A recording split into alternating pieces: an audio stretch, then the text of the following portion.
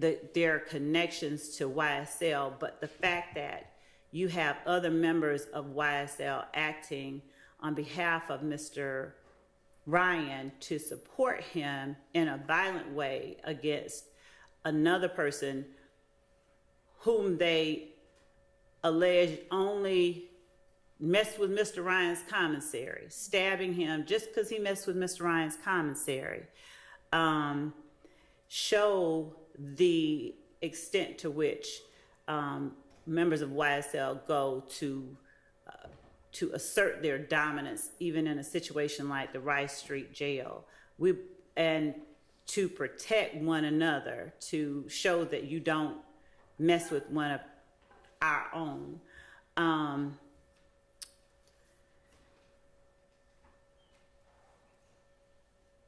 The argument obviously can be made by anyone, yeah, this is not really what it's all about, but in terms of what the state is required to prove beyond a reasonable doubt to the jury, we alone bear that burden, given that it's evidence that there is violence committed on behalf of a member of YSL by members of YSL. We believe that it shows that the gang itself conducts itself in a particular way, and that the... 1, 2, or 3. Okay, let's stop interrupting, though. I mean, I assume she'll get to it at some point.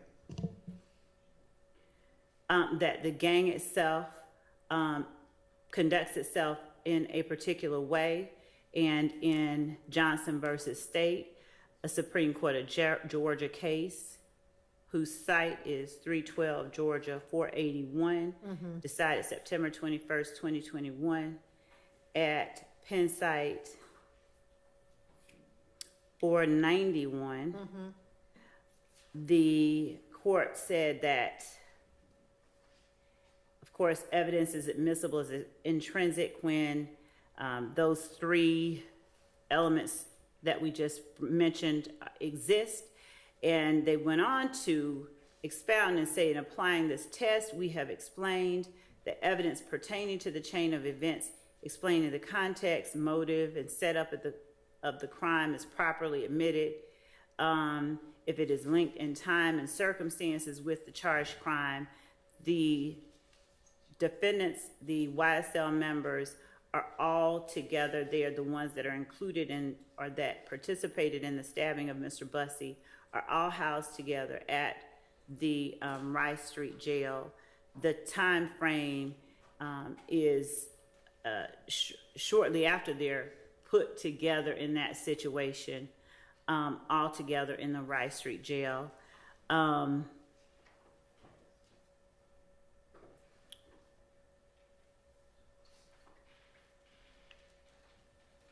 In this particular case, in Johnson, it has a set of circumstances that are not exactly the same as this, but we believe are analogous in many ways. In Johnson, of course, the appellant was charged with participating in criminal street gang activity, and the state's theory was that he was involved in the gambling house shootings with Blood Gang affiliate Porter and several unidentified assailants in another restaurant shooting. The evidence related, as the court found, to the Boulevard Place shootings added significant weight to that theory because the evidence was linked in time and circumstances with the charged crimes, and one victim was a member of a violent gang. We are not alleging that it is on all fours with our particular case, but to the extent that the Johnson court found it pertinent to say that the intrinsic act, or the act that the state alleged was intrinsic, added significant weight to the state's theory for these reasons. We believe that that is analogous to our case as well, with 5 people, 7 total, acting in the same, overacting with an extreme amount of violence on behalf of one person whose connection, we believe, with the 5 YSL members is just they are all YSL members and they are acting protectively towards him. We believe that incident adds significant weight to our theory of the willingness of YSL members to participate in that enterprise in a manner involving violence to protect the dominance and the members of the enterprise and the gang itself. So the court found that even though the state didn't charge appellant in connection with the shooting, evidence of the incident was relevant to disputed issues in this case. So as Mr. Ryan has entered a plea of not guilty to count 1, conspiring to violate the Racketeer Influenced and Corrupt Organizations Act by participating in YSL through these acts or conspiring to participate in them, then evidence of the involvement of Mr. Blaylock, Mr. Ryan, Mr. Eppinger, Mr. McMullen, and Mr. Myrick, all of whom are also charged in this indictment with the conspiracy. Evidence of Eppinger being charged with the shooting of an officer, evidence that Ryan, who was promoting YSL while in prison when Eppinger got a bond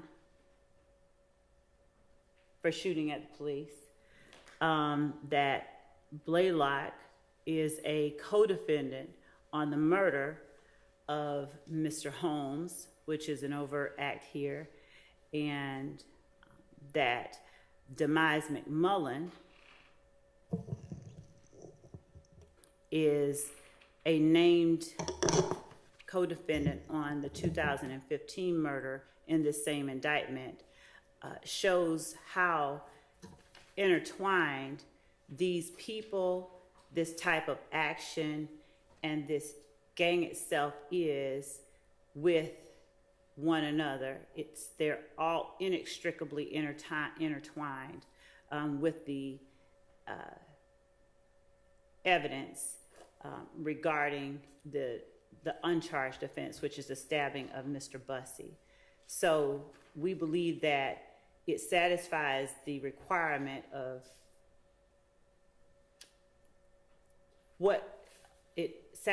the requirements of being an intrinsic act. Okay, which of the 3? The third one, we believe is the strongest in that it's inextricably intertwined with the evidence regarding the uncharged offense. No, it's the charge. It should read the charged offense, right? I mean, it needs to be inextricable, right? Yes, that the Just a case is typo. citing it wrong. Yes, thank Yeah. you. So- And that being count 1, the conspiracy. So, how is it? And you think it's also necessary to complete the story of the crime, right? You're not asserting that's the same series of transactions as the charged offense, are you? When the court says the same series of transactions, we believe that it's an overt act, in as much as it could be considered an overt act to promote, to support the gang. So in as much as it is or can be considered an overt act for count 1, and that it is gang activity, which it is. All right, I'm not quite sure where I got this language, but I jotted down, and I think this is kind of the definition of inextricably, or an explanation of inextricably intertwined with the evidence regarding the charged offense, is that it is an integral and natural part of a witness's accounts of the circumstances surrounding the offenses in the indictment. Anybody So know if that's... That's So that's as to that mean that's the explanation for what it means to be inextricably intertwined. I think that came from Murphy. That's Williams versus State, 302 Georgia 474, cited in the brief. What year is it was Williams? 2017, it's cited to an 11th Circuit case. Okay, and I think that language is also in a Court of Appeals case in 2020. Okay, so, but I mean, if that's what it means for it to be inextricably intertwined with the evidence regarding the charged offense, how is that an integral and natural part of a witness's accounts of the circumstances surrounding the indicted offense? So if the indicted offense is the conspiracy itself, and our witnesses talk about what they've observed, and we have evidence of what has occurred to further that conspiracy. So would this be a witness who's being presented regardless, or is this a witness as to, I mean, obviously if they're just coming in to testify about what happened in the jail, that wouldn't be the same thing, because I would have already made the determination, oh yeah, you can talk about this. Is there going to be any witness who there's no way they can give their account of how it is that any of these defendants is guilty of RICO without telling the jury about the stabbing? No, we're not saying that. We're not saying that at all. So then No. it's not inextricably intertwined. But it does, it's an uncharged offense. That arises out of the same transaction or series of transactions as the charged offense of count 1. And the series of transactions is the acts of violence that have been described. One of the overt acts, as I said, is the murder of Mr. Holmes by Mr. Blaylock and Mr. Ryan, as we've alleged in the indictment. And then how does And this then- arise out of that transaction? The series of transactions, one of them is that the series of transaction is the set of actions that occur after, before, during, and after that murder itself. The series of transactions are the overt acts that help promote the purposes of the conspiracy. You have Wooney Lee posting, I'm sorry, we made you a thug, so early little thug. You have people who are acting within YSL in support of Mr. Ryan. Mr. Ryan essentially talking about staying true to YSL regardless of his circumstances after the murder. All right, and are all of those overt acts? Yes, those that I just alleged? named are, yes, alleged overt acts. So the series of transactions, we would argue, is not a simple matter as on Monday, July 3rd, he got up, went to the store, bought a gun, did that. It's more All right, remind me broad. when the jail stabbing occurred. It was February the, what date? February 20. Of February the 1st. January the 1st of 31st of 2023. January 31st, 2023. Yes. And he'd been in prison, I guess, since 2019. When did they all get moved to the jail? Mr. Ryan, I think, and Mr. Blaylock, those 5 co-defendants were, I'd have to look and see in Odyssey when they were transported, put together Roughly. November, December 2022. Okay. Thank you. Approximately. Okay, that's, I mean, approximate is fine.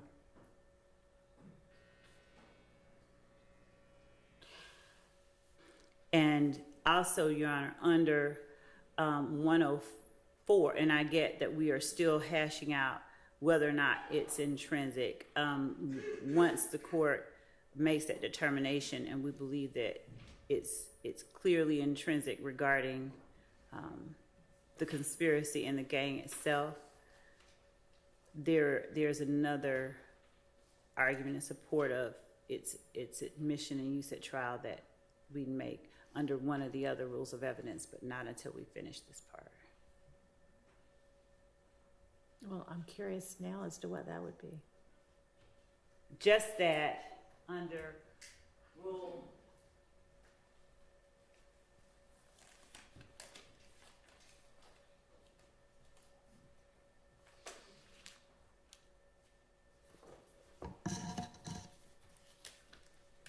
and I'm also curious about how the court will see or not see this position that I'm offering. But under 24-1-104, which specifically deals with the court handling the admissibility of evidence and the court's determination of it. 24-1-104E expressly says that this code section shall not limit the right of a party to introduce before the jury evidence relevant to weight or credibility. And so to the extent that part of our evidence, and it doesn't, speak to the weight of the evidence of the murder, but we believe that it substantiates and it corroborates our assertion via the overt acts that we have listed, that there is this conspiracy and that there are efforts that are continually made by members of YSL to support and protect one another and to advance the dominance and notoriety of the gang through acts of violence and assault. All right, well, I do not think 104 has any bearing whatsoever on whether y'all can admit it before the jury. Okay, see, I knew. Okay, so that takes care of that one.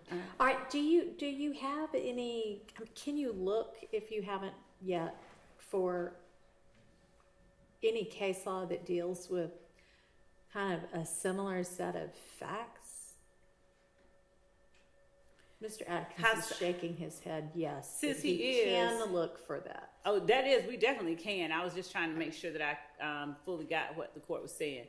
So in saying the same set of facts, is the court speaking that specific as to, somebody jumping somebody? Well, I mean, yeah, ideally, if you could get that, that would be great. But no, it doesn't have to be that specific. But something that deals with gangs and or RICO, because what I hear you saying, or what I think I understand you to be saying, is that part of why this is intrinsic is because it's necessary to give a full story of how YSL is this ongoing criminal enterprise that uses violence to protect their members. Right. Am I understanding you correctly? You are, and to assert its dominance. And in support of that, I also say that each of the members of YSL, Blaylock, Eppinger, McMullen, Ryan, and Fleetwood, had all, I believe all of them had been brought in from prison for YSL-related offenses that they had been convicted of. Eppinger had been sentenced to prison off of a probation revocation for an armed robbery after he shot Officer Rogers. That was a YSL-related incident. Mr. Fleetwood had been brought in from prison after shooting at Milton Howard, who at the time was driving YFN Lucci's vehicle with tinted windows, so the argument obviously could be made. He didn't know it was Mr. Howard. He knew it was an ops car. So all these people are all incarcerated because of YSL-related offenses. And then you put them all in the same little area, and they are once more acting as one single bullet against somebody they believe is a threat. But I can and we will look for a case on all fours with this particular set of circumstances. Okay. Your Honor, should we say a 403 argument until the state done that? I mean, I honestly think the 403 argument is easier than whether this is intrinsic. But yeah, I'll go ahead and hear that because maybe that'll be dispositive of this issue. Yes, Your So, Honor. would Ms. Abbasi, should I let her go first or sit down and see the floor? Does the court want to hear from the state? It's in the brief, so I'll let you begin at this point in time. Okay. Well, I mean, They have the burden. I'll give you the. all you really say in the brief is it doesn't meet 403. You don't really say why. Well, it's that it has to survive the balancing test. Okay, well, We're going that's pretty clear. to exclude what is a scant or cumulative probative force. I think everything in here we're dealing with is scant and cumulative. There are, I don't want to get it wrong, how many other acts in here the state can prove. These are not necessary. Oh, sorry. Is that on? That in the 403 analysis, the court should determine the prosecutorial need, degree of similarity, and temporal remoteness. There are 191 overt acts. I think by the time the jury has heard all of those, they will have heard quite a bit of evidence regarding how gangs operate, examples of criminal street gang activity. Already heard quite a bit. I'm sure by November there will be more. Don't think there's any prosecutorial need to be coming up with these things additionally. There is plenty. Your Honor is able to exclude evidence which is cumulative, which is of course prejudicial, and a waste of time. I think that's where we're getting to in this circumstance. Clearly, there was enough evidence for the grand jury to return an indictment when Well, they heard this. that's a lot lower standard. It is, but if even that lower standard, it was met there, then I don't see how it suddenly becomes necessary here. Okay, Oh. go ahead. Judge, I've heard, and everyone I believe has heard a lot about the notion of the evidence being cumulative, as if there is a certain amount of evidence the state who bears this very high burden, I'm sure we'll hear told over and over again in closing arguments, that the state should be allowed to present to meet that very high burden. And I don't believe that cumulative evidence means proof of a different kind to show or to prove the same act. Just because the state has 150 ways to prove that the defendants conspired to violate the Georgia RICO statute, and the state, in an effort to ensure that each of its victims are adequately represented and that the jury hears sufficient evidence to allow it to convict each of the defendants, doesn't mean that the state should be constrained to putting up one piece of evidence, one picture showing somebody throwing up a gang sign. Can I ask you a question? How many of your overt acts, if any, are assaults or aggravated assaults that are designed to either protect alleged members of YSL or promote or continue the, I can't remember the word you said, but the dominance, assert the dominance of YSL? As it relates to Mr. Ryan, or just in general? In general, since the argument is this is done to protect members of YSL and To assert their dominance. assert the dominance of YSL. Okay.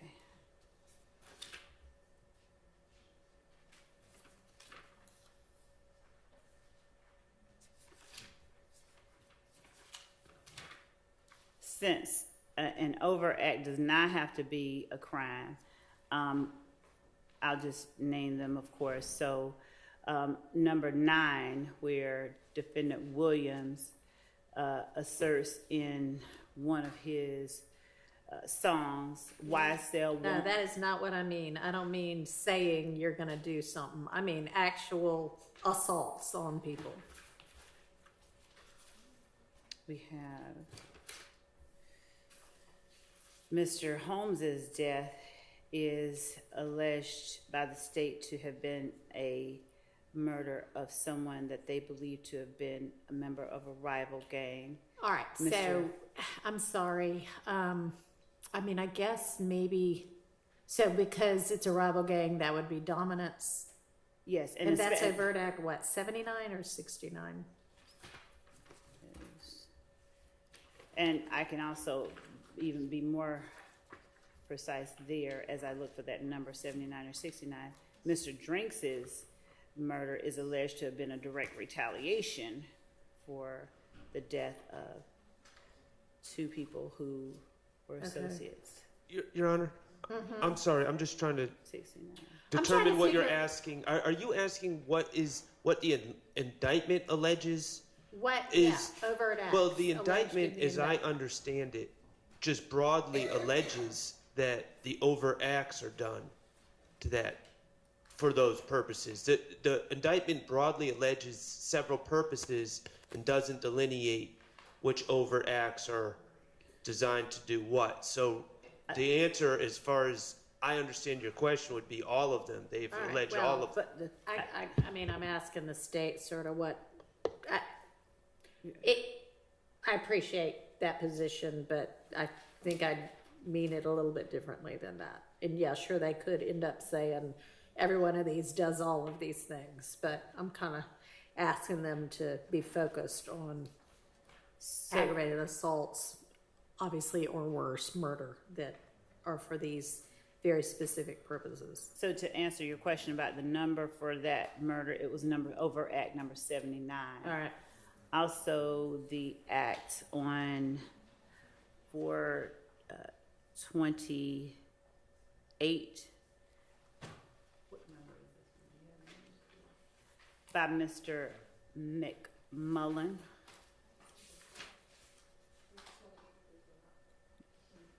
Overt act number April 28? 28. April Oh, 28th. okay, yeah. Yes, I'm looking at them in chronological order. All right, that's fine. The act by Mr. Garlington, Mr. Sledge, that act of shooting Miss. Are we talking about things like rival gang type incidents? My understanding of what the court said I is just what want to know what acts the state's position is. that were done to acts of violence done to promote either the Either notoriety or to protect protect. the members of YSL or to promote the dominance of YSL. Okay. So the shooting, we believe, by Mr. Winfrey of Lil Wayne's tour bus, which would have been a different one. It's encapsulated in 39 and 40.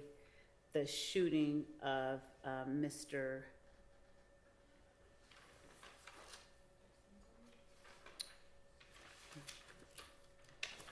by Mr. Murphy.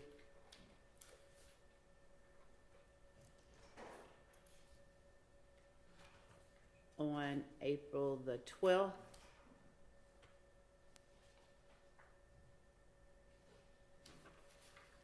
Do you Jackson have any other Montgomery. overt acts where members or alleged members of YSL are basically doing a beatdown of anybody because somebody from YSL got threatened or attacked?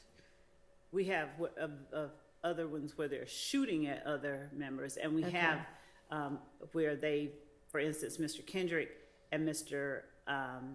Arnold go out and plan to shoot somebody because someone jumped on Mr. Arnold in a club. And that's an overt act? It is. It Okay. is. Where also I think we have. Yeah. And they are, I think, Acts 41 through 45 is the Okay. this is the murder All right. on the 28th that or the aggravated you. assault that I talked about. Okay.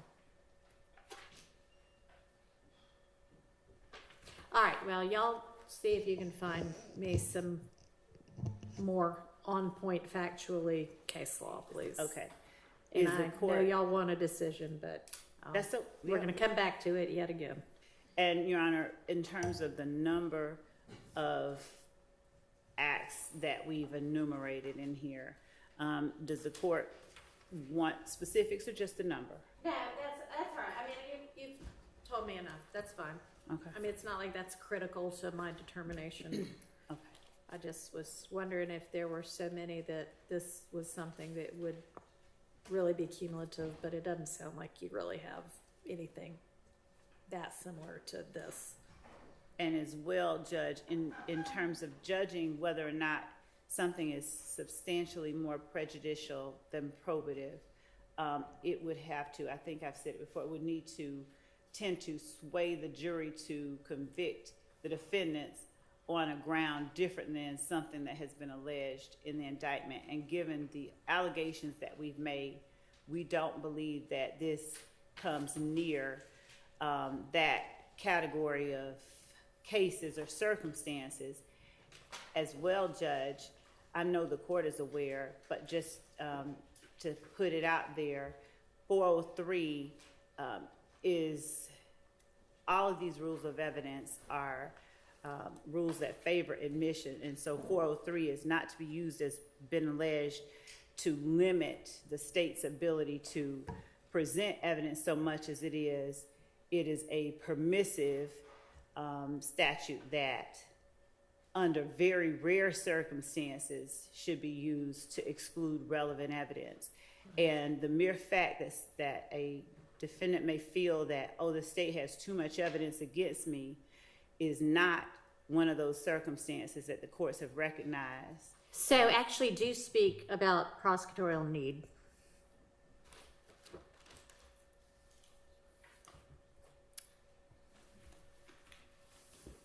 To the extent that the argument throughout is that YSL is a gang, that everything that has been, that YSL is a music label, that everything anybody does is just their own independent act that has nothing to do with YSL from day one, from openings throughout up to even now. The assertion by every defendant is, and even the witnesses, I did it for myself, by myself. Every step of the way, the state is having to rebut that assertion that this is just me. I'm a criminal, but they aren't. Okay. So to the extent that there's no one here willing to stipulate that crimes are being committed by them and others with whom they've conspired to promote or on behalf of YSL, the state has a very strong need to present evidence of, one, concerted efforts to commit the acts that we've alleged, to show the conspiracy between the defendants, and to show the purpose behind their concerted efforts. All right. Thank you.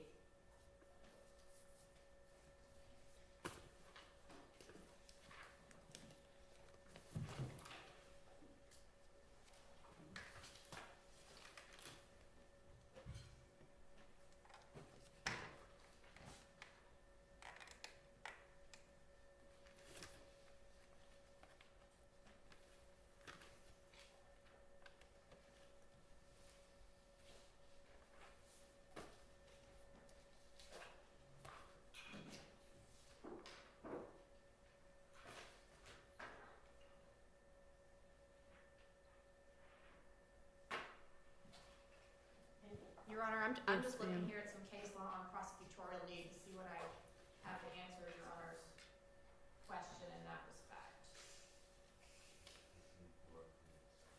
Yeah, it's in 403 itself, and case law kind of more specific to that.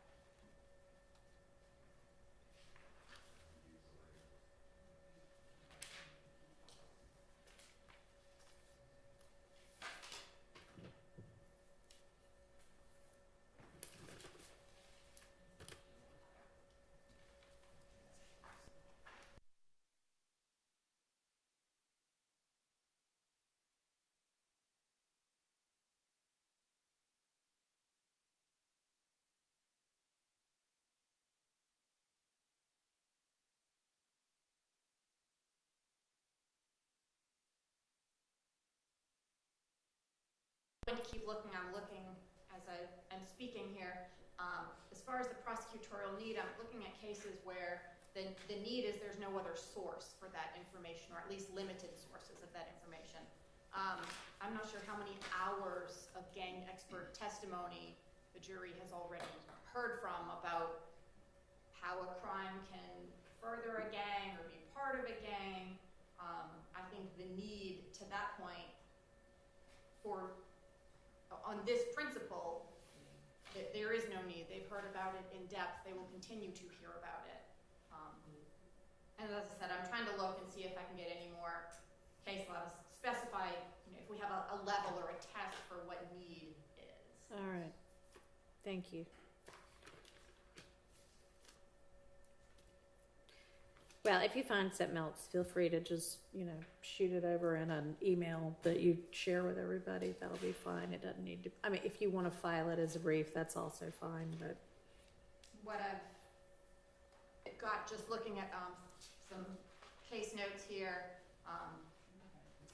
prosecutorial need to induce a prior rape-related incident to show. Could you slow down, read? Yes, I'm sorry. Prosecutorial need. Explaining that the prosecutorial need to introduce a prior rape-related incident to show the defendant's intent was high because there was little other evidence supporting the charge of aggravated assault with intent to rape. That is a case, Kirby versus State, 304 Georgia at 483.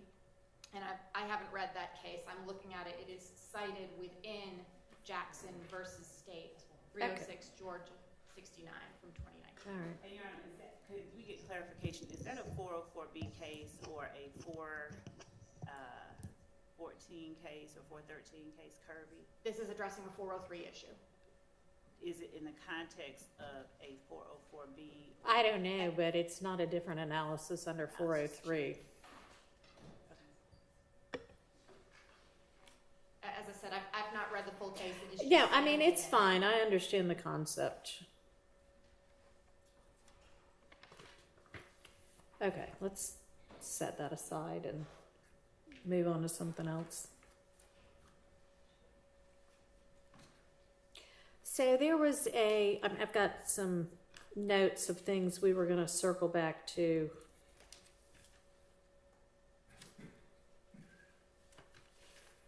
And one of them was a video of somebody smoking pot wearing a chain and it saying some things. BB maybe, and Eppinger, something about robbing Smith. What was that about?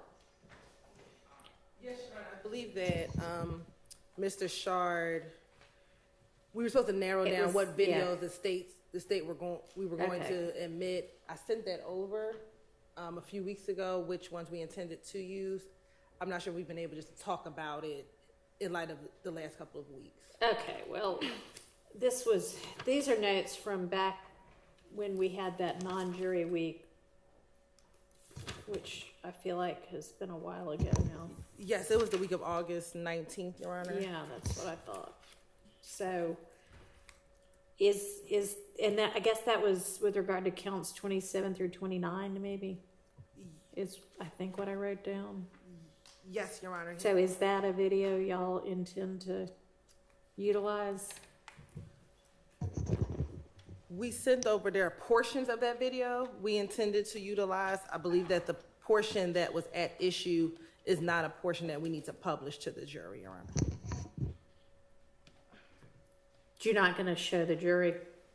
Portions of the video. So the video is maybe approximately 5 to 7 minutes, and there's a portion, and I want to pull up my notes to see what I actually sent over to defense counsel as to what timestamps we intend to use, but a portion of it is relevant because it shows Mr. Eppinger and Mr. BB, the two people alleged to have committed this armed robbery, Right. on the phone, and a portion of that video, Mr. Eppinger appears in the, I think it's like a Instagram picture, an Instagram video, and BB shows him the chain but there's another portion of the video in which Mr. BB is pointing a weapon at the camera. So there's just relevant portions, and we just haven't had the opportunity to discuss it, Your Honor. And I can let defense counsel know what date I sent over what the state intends to show. All right. Does defense counsel still object to whatever portions those were? Yes, I'll re-forward the email.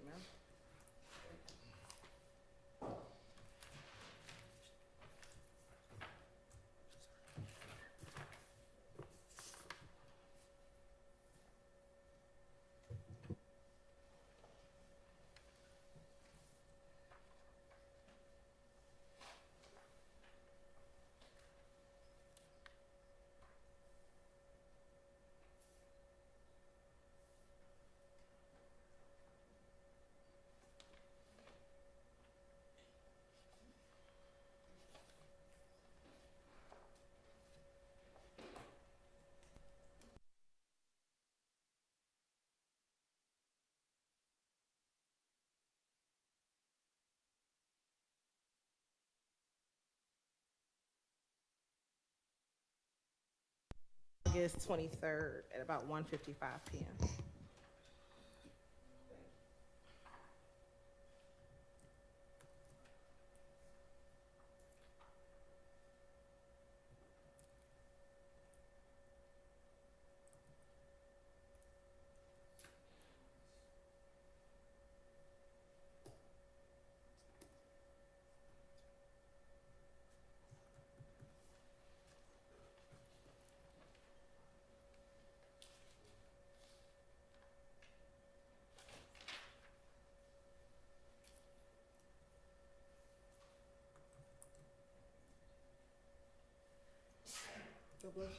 Bless you.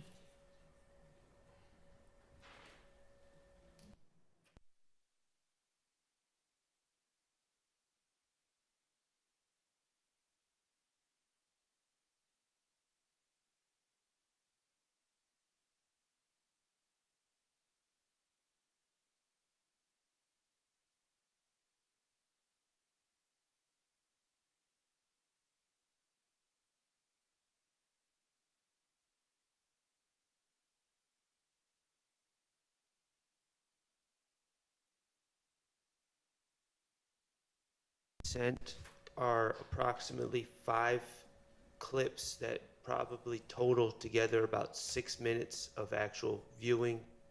Is that about right, Ms. Hillen? Yes, sir. Okay, so in all honesty, we haven't had a group this is all acts involving someone that's not sitting here. And if we could have a couple minutes Okay. just to talk as a group to figure out You may. what our stance is. on All this. right, and you know what? I may have y'all do that over the lunch hour.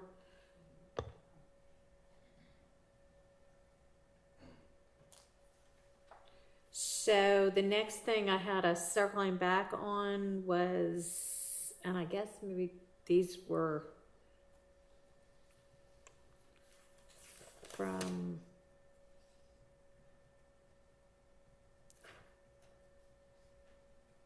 I don't know, we were going through maybe one of the sets of statements, because I've got like page 2, 523, 513. Oh, these were the wiretaps, maybe. Big Nick, Yeah. Waters Road.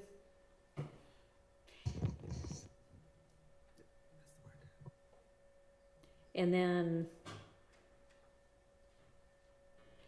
oh, the comment about, yeah, this was the wiretap stuff. The flipping the car and laughing about that. And the state had said y'all were going to narrow what you wanted to use from that and let us know.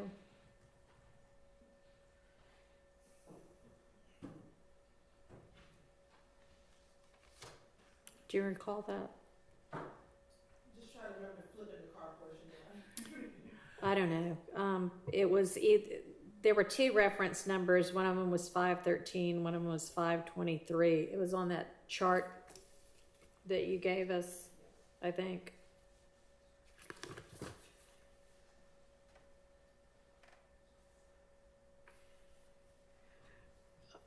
On the second page of it, Garlington talking about how they came through and thought they were going to come back and they were going to get ready to light them up, laughing about Shamel Drink's murder and the need to re-up on drugs to sell. And I had determined that the drug part was in, but y'all were going to look again at that other part. You said there was a non-hearsay purpose for it.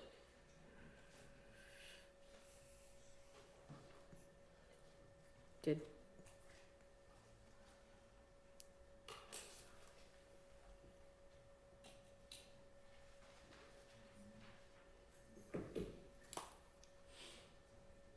or did y'all ever go back and do that?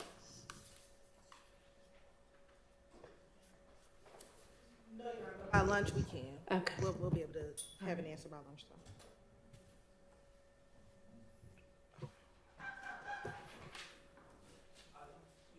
Yes. Would you kindly just repeat the two reference numbers? Yes. 513 or 523. On the chart, it's 513. Thank you.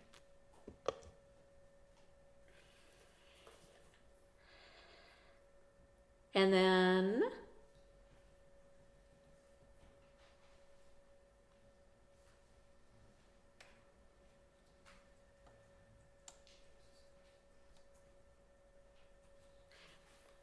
when we got to 1109 or 1124, there was an argument that that shouldn't come in against Nichols or Stillwell because they had already been arrested at the time, and somebody was going to provide law on that. Did that fall under the broader proposition that the court sort of touched on earlier regarding whether or not overt acts occurring after arrest could be used to prove the conspiracy itself, which would include people who have been arrested prior to the act being committed? If it did, we'd like to sort of address it. I mean, I think y'all would need to establish that they're still a part of the ongoing conspiracy.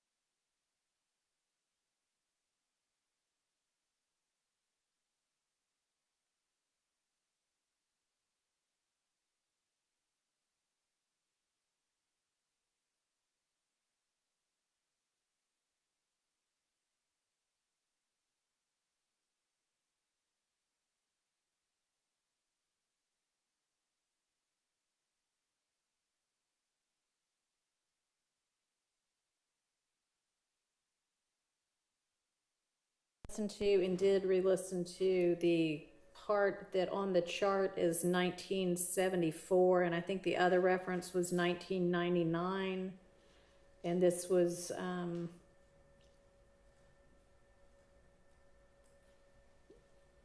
don't know if the argument was 403 there. Confusion, I think, was the argument. And upon re-listening, I don't find that to be a 403 issue, so that is admissible.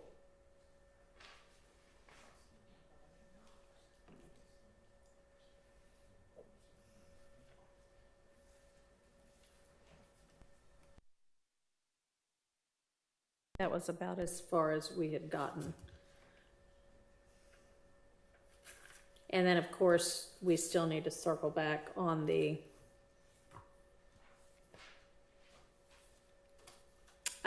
that one that we got bogged down with the nested hearsay, with Garlington talking to Funk, who talked to Quay, who talked to Rel.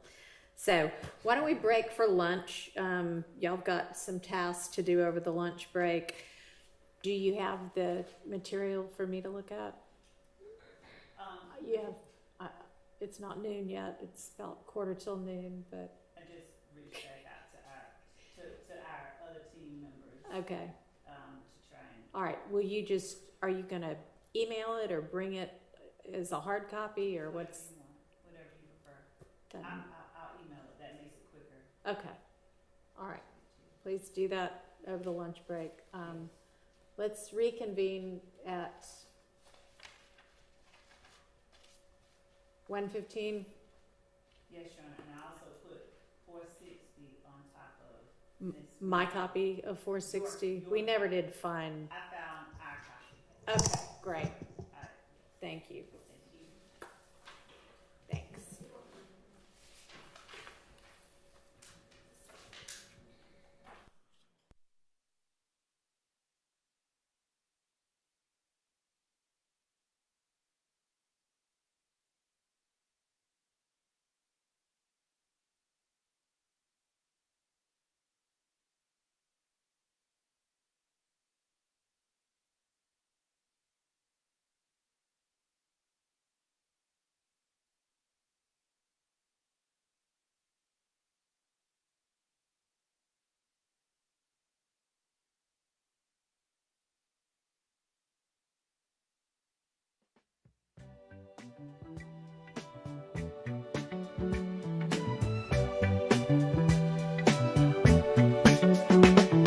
Sylvia in that courtroom grind. All day long she's making time.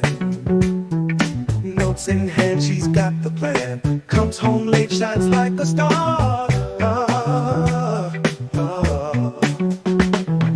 Yeah, she's here to break it down. Justice found without a frown. In our chat with hearts so true, Sylvia's magic comes right through. Feel it, baby, feel the glide. Soulful notes on the inside. Sylvia's truth makes us sway. All night long we groove and play. She's the queen with a golden touch. In her words we trust so much. Courtroom battles fade away. She brings the light end of day. Slide it slyly, can't deny. Sylvia